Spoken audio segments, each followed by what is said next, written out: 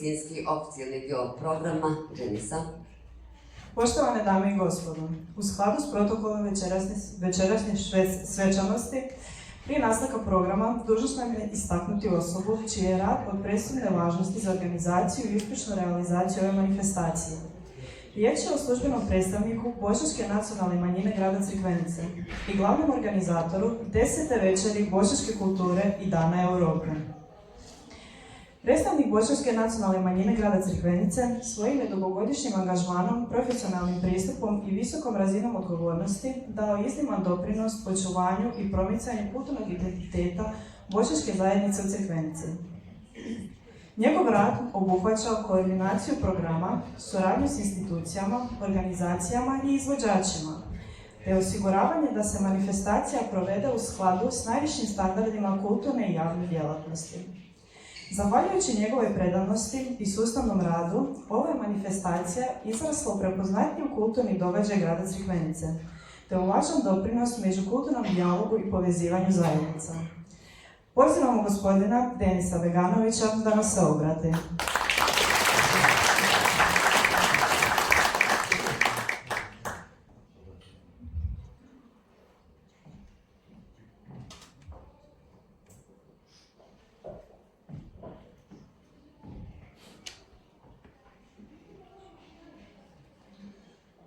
Poštovani ministre u Vladi Mostarskog kantona, gospodine Osmankić, uvažena gradonačelnici grada Crikvenice, poštovani savjetniče premijera u Vladi Mostarskog kantona, poštovana delegacija grada Cazina, općine Velika Kladuša, predstavnici bošnjačkih asocijacija, dragi gosti, dobro vam večer, eselamu alejkum i dobro nam došli na 10.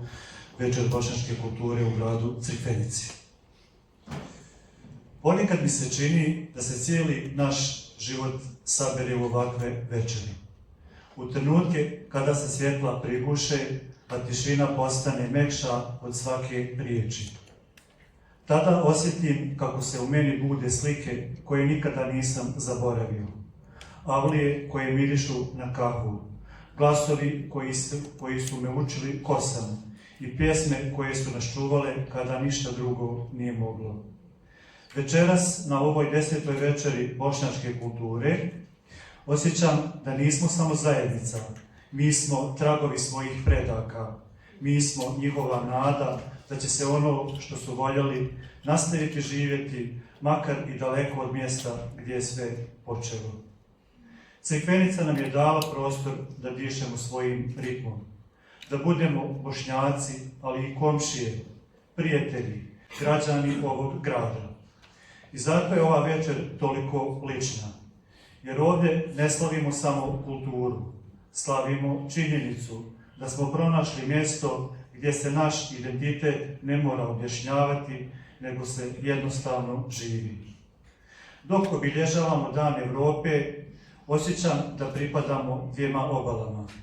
Jednoj koja nas je oblikovala i drugoj koja nas je prihvatila. Između te dvije obale raste most od pjesme, od riječi, od ljudi. Zahvalan sam svima koji su večeras unijeli dio svoje duše u ovu dvoranu. Zahvalan sam svakom koji je došao da nas čuje, da nas vidi, da nas prepozna. Jer ponekad je dovoljno da neko samo bude tu i već znaš da tvoja priča ima smisla. Večeras ne govorimo glasno, večeras govorimo istinito. Ali ja više neću govoriti, već ću vam poželjeti ugodnu večer i zamoliti našeg Renata da pusti kratki film kroz koji sam obradio samo djelić mojih, odnosno naših aktivnosti tijekom proteklih godina. Uživajte u ostatku večeri. Hvala.